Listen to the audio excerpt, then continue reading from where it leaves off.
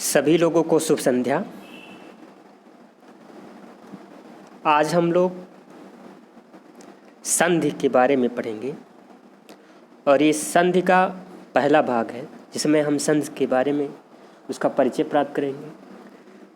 संधियाँ कितनी प्रकार की होती हैं ये जानेंगे और कुछ संधि के नियम के बारे में जानेंगे। तो बिना समय गंवाए हुए हम लोग वीडियो शुरू करते हैं।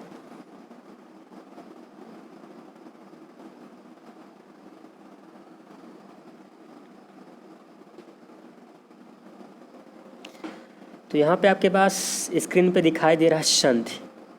तो सबसे पहले आपको जानना संधि क्या है, किसे कहते हैं संधि। तो यहाँ पे अगर देखा जाए संधि को, तो संधि जो आपके पास दो शब्दों से मिलकर बना हुआ, सम और प्लस धी। ठीक, अब जिसका अर्थ हो जाता है मेल या जोड़। तो एक प्रकार से देखा जाए संधि में भी एक संधि है, संधि में भी एक संधि है और यहाँ पे व्यंजन संधि है। ये आप लोग जब वीडियो पूरा देख लेंगे संधि के बारे में तो सब पता चल जाएगा कि कैसे किस में कौन सी संधि है। तो यहाँ खाली हम इतना ही देखेंगे, संधि जो बना हुआ है वो सम प्लस धी से मिलकर बना हुआ है और इसमें संधि में भी संधि है और कैसी संधि है, व्यंजन संधि। इतना ही जानना हमको इधर। फिर इसकी परिभाषा है कि दो निकटवर्ती बड़ों के मेल से जो विकार या परिवर्तन होता है वो क्या होता है, संधि कहलाता है। तो एक चीज़ यहाँ देखना, संधि में क्या होता है, बड़ों का मेल होता है, बड़ों का मेल। ये बहुत ही इम्पोर्टेंट है। जैसे पूछा जाता है संधि में किसका मेल होता है, तो आपको बताना है वर्णों का मेल होता है। उसमें ऑप्शन में दिया रहेगा शब्दों का, वाक्यों का, इस तरीके से दिया रहेगा। लेकिन जो संधि होता है, संधि में किसका मेल होता है, वर्णों का। ये आप इम्पोर्टेंट है, इसको याद रखिएगा। फिर यहाँ आपके पास है संस्कृत एवं हिंदी अन्य भाषाओं में परस्पर स्वरों या बड़ों के मेल के उत्पन्न को जो विकार होता है उसे क्या कहते हैं, संधि कहते हैं। तो यहाँ संस्कृत से तो हमें मतलब कोई विषय ज़्यादा नहीं है, हिंदी के बारे में ही पढ़ना है। तो यहाँ पे आपके पास एग्जाम्पल है सम प्लस तोष, तो ये संतोष हो गया है। तो यहाँ संधि के बारे में पढ़ेंगे हम लोग भी। जैसे देव प्लस इंद्र है तो देवेंद्र बन गया, भानु प्लस उदय है भानुदय बन गया। तो यहाँ एक चीज़ देखिए कि जिस प्रकार नीला लाल मिलकर क्या बना देते हैं, बैगनी। यहाँ दो अलग अलग कलर मिलकर क्या बना दिए, बैगनी। उसी प्रकार से संधि एक प्राकृतिक या सहज क्रिया है जिसमें दो शब्द मिलकर या दो वर्ण मिलकर एक नए शब्द का निर्माण कर देते हैं। तो हम लोग यहाँ पढ़ेंगे संधि। तो यहाँ पे आपके पास ये पढ़ना है संधि के भेद। तो संधि के तीन भेद हैं। पहला आपको पढ़ना स्वर संधि, दूसरा है व्यंजन और तीसरा पढ़ना है विसर्ग। तो ये तीन संधियाँ आपको पढ़ना है, ठीक। तो ये पहला स्वर संधि। अब स्वर संधि का एक अन्य नाम है अच संधि। तो ये संस्कृत में अच कहते हैं, बाकी हिंदी में हम लोगों को स्वर संधि जानना है। व्यंजन संधि का एक अन्य नाम है हल संधि, ठीक। और तीसरा आपके पास विसर्ग संधि। तो ये संधियों के तीन भाग हैं। पहला भाग स्वर संधि, दूसरा है व्यंजन और तीसरा है विसर्ग संधि। तो हम सबसे पहले पढ़ते हैं स्वर संधि के बारे में पढ़ेंगे कि स्वर संधि क्या है या कितने प्रकार का होता है। तो ये आपके पास स्क्रीन पे दिखाई दे रहा है स्वर संधि। तो हम लोग जानते हैं स्वर संधि क्या होता है, ठीक। तो यहाँ पे परिभाषा में आपके पास दिखाई दे रहा है, दो स्वरों के मेल से होने वाले विकार या परिवर्तन को क्या कहते हैं, स्वर। तो स्वर संधि वहाँ पर होती है जहाँ पे दो स्वर होते हैं। मतलब एक स्वर का मेल स्वर से ही होगा। जब स्वर का मेल स्वर से होता है तभी वहाँ पे कौन सी संधि होगी? स्वर संधि। ठीक, एग्जाम्पल आपके पास दिखाई दे रहा है विद्या प्लस आलय। तो यहाँ पे विद्यालय में देखिएगा लास्ट में बड़ा आ है और यहाँ आलय में आगे आ है। तो ये दोनों स्वर हैं, ये भी स्वर हैं और ये भी स्वर, ये दोनों मिलकर बड़ा आ बनाए हैं, इसलिए यहाँ पे कौन सी संधि हुई है? स्वर संधि। अन एग्जाम्पल देख, अब यहाँ पे है स्वर संधि के प्रकार हैं, और स्वर संधि के जो प्रकार हैं वो स्वर संधियाँ कितनी प्रकार की होती हैं? 5 प्रकार की स्वर संधियाँ हैं। तो ये पांचों हैं। पहला है आपके पास दीर्घ संधि, दूसरा है गुण संधि, तीसरा है वृद्धि संधि, और चौथा है यण संधि, और पांचवा है अजादि संधि। तो ये संधि के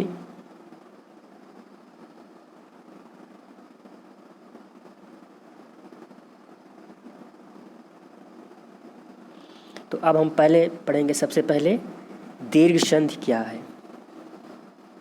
तो दीर्घ संधि क्या है? तो यहाँ से देखिए एक सूत्र लिखा गया है, अकः समर्धे दीर्घा, मतलब ये संस्कृत का सूत्र है। तो यहाँ से हम लोग ये अक का मतलब समझ लेते हैं केवल खाली। इसका अक का मतलब होता है छोटा, छोटी ई, उ और री।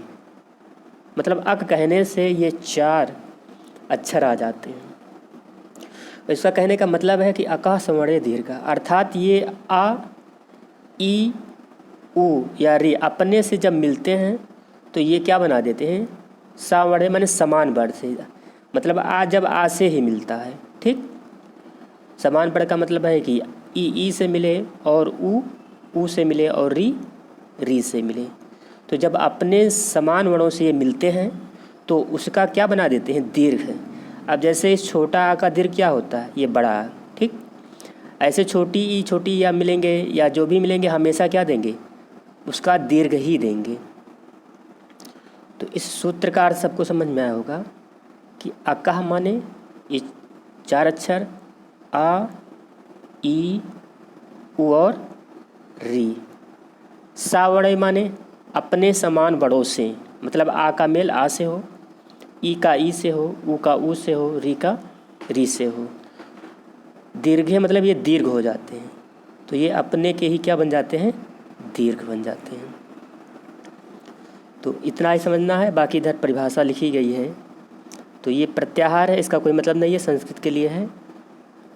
दोनों मिलकर दीर्घ बन जाते हैं। आपको इतने जानना है कि ये अपने समान बड़ों से मिलकर ये दीर्घ बना लेता है।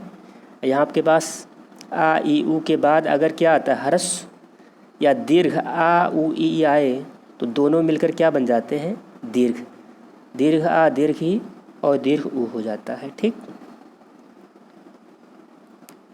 तो जैसे यहाँ आपके पास देखिए पहला है कि आ या बड़ा का मेल, अगर छोटा या बड़ा का मेल किससे हो? छोटा या बड़ा से, तो सदैव क्या बनेगा? दीर्घ ही बनता है। ठीक, इसके एग्जाम्पल देखते हैं। यहाँ देखिए छोटा छोटा मिलकर बड़ा बनाया है। जैसे आपके पास देखिए धर्म में छोटा है और इस अर्थ में भी छोटा है, ये दोनों मिलकर क्या बनाएंगे? बड़ा। तो यहाँ धर्मार्थ में आपको बड़ा दिखाई दे रहा होगा। ठीक, फिर इसी प्रकार से आपके पास यहाँ छोटा आ और बड़ा आ। तो अगर देखा जाए हिम में छोटा आ है लास्ट में और आलय में बड़ा आ है, तो ये छोटा आ और बड़ा आ मिलकर क्या बनाएंगे? बड़ा। तो हिमालय में आपके पास यहाँ पे बड़ा आ गया। ठीक,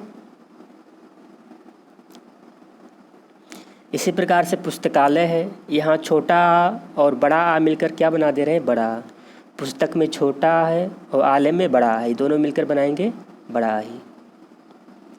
और यहाँ देखिए आपके पास विद्या और अर्थी में, तो विद्या में बड़ा आ है और अर्थी में छोटा, तो ये छोटा और बड़ा मिलकर क्या बना रहे हैं? बड़ा ही बना रहे हैं। यहाँ देखिए दोनों में बड़ा आई है, विद्या में भी बड़ा आ है और आलय में भी बड़ा आ है, और दोनों मिलकर क्या बना रहे हैं? बड़ा आ ही बना रहे हैं। ठीक, तो इस प्रकार से ये आपके पास हो गया। फिर यहाँ से देखिए ई और बड़ी ई की संधि, मतलब छोटी ई या बड़ी ई से मिले तो छोटी ई या बड़ी ई का दीर्घ हो जाएगा। तो यहाँ देखिए छोटी ई और छोटी ई मिलकर क्या बना रहा है, बड़ी ई। एग्जाम्पल देखते हैं। रवि प्लस इंद्र बराबर रविंद्र, मुनि प्लस इंद्र बराबर मुनींद्र।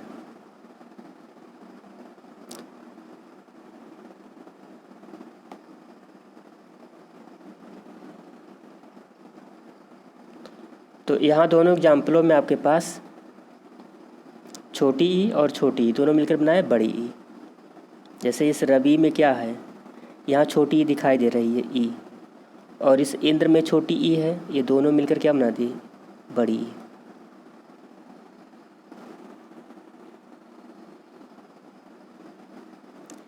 यहाँ पे देखिए गिरी में छोटी ई और इसमें बड़ी ई, तो छोटी ई और बड़ी मिलकर क्या बना रहे हैं, बड़ी ई, ग्रीस।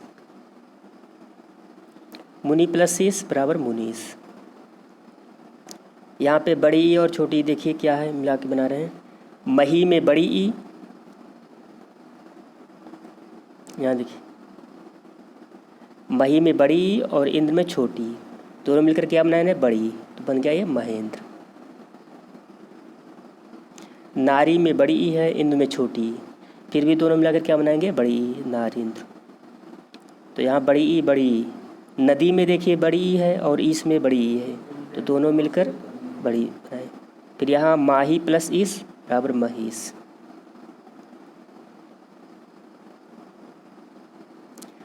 ऊ और बड़ा ऊ का देखिए कि ऊ और बड़ा ऊ जब समान बड़ों से मिलेंगे अपने ही, तो उसका भी दीर्घ यू ही बनेगा। तो जैसे छोटा ऊ मिलकर क्या बना रहा है, बड़ा ऊ। तो यहाँ एग्जाम्पल में देखते हैं भानु प्लस उदय। तो यहाँ भानु में छोटा ऊ है और उदय में भी छोटा ऊ है, दोनों मिलकर क्या बनाएंगे, बड़ा ऊ। तो यहाँ भानुदय, मतलब यहाँ पे ना पे बड़ा ऊ मात्रा लग गया है, ठीक। ऐसे विधु प्लस उदय बराबर विधुदय, और छोटा बन के दीर्घ ही बनाएंगे। लघु प्लस उर्म बराबर लघुर्म। सिंधु प्लस उर्म बराबर सिंधुर्म। बधु में बड़ा ऊ है, उत्सव में छोटा ऊ, और दोनों मिलकर बनाएंगे बड़ा ऊ। बधु प्लस उल्लेख बराबर बधुल्लेख। भू प्लस ऊर्ध, तो भू में देखिए बड़ा ऊ है और ऊर्ध में बड़ा ऊ, ये दोनों मिलकर क्या बनाए, बड़ा ऊ।